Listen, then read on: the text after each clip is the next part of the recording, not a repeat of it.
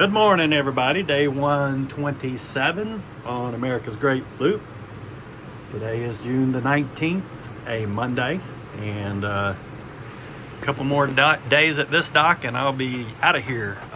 Waiting on Ben and Mikey to help me get through all these locks, and we got a bunch to get through with a short time to get through them. So lots of work and effort, and they're going to help out a great deal getting through these locks.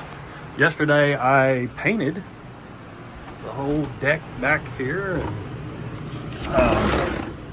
I finished this side.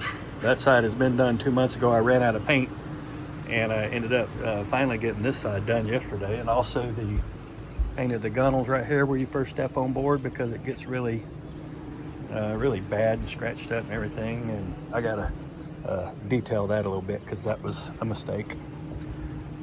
In any case, spent the whole day taping all that stuff off and painting. It was finally a pretty day to do it.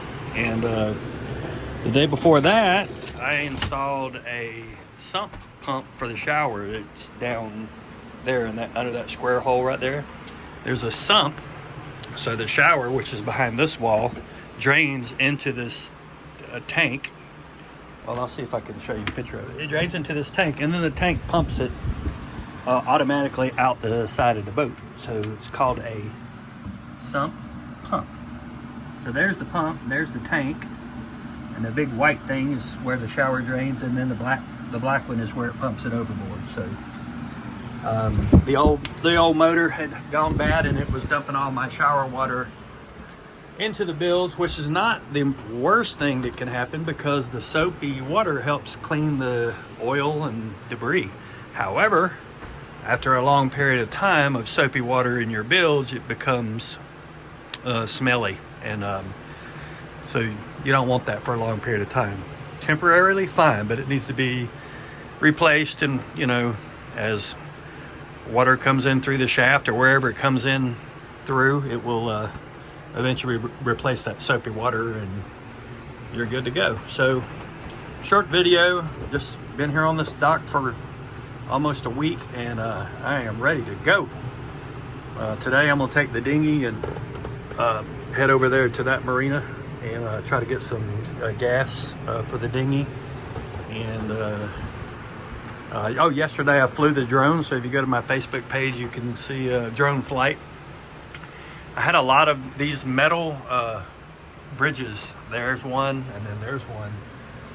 Generate a lot of interference for the drones. So it was telling me and warning me the whole time, you have a lot of interference, be careful. So I was like freaking out, and didn't fly it very long. So that mule represents years ago when children as little as 7 and 8 years old would connect the donkey to a barge and pull them down the river, on the side of the river. And sometimes they would walk 20 miles in a day, pulling barges with produce and products on them. And then when they stopped at the end of the day, they would walk the mule down onto the barge and feed it and let it sleep. And then they slept with the mule, because that's the only place they could sleep. Wow, what a life, huh? So that's super interesting to hear that. This boat just came out of that lock, and the doors are already shut. So we'll be heading that way later on in the week. I'm so ready to get underway. I like navigating. I don't like this sitting in marinas and stuff. Although I ate 3 meals at the Angry Penguin.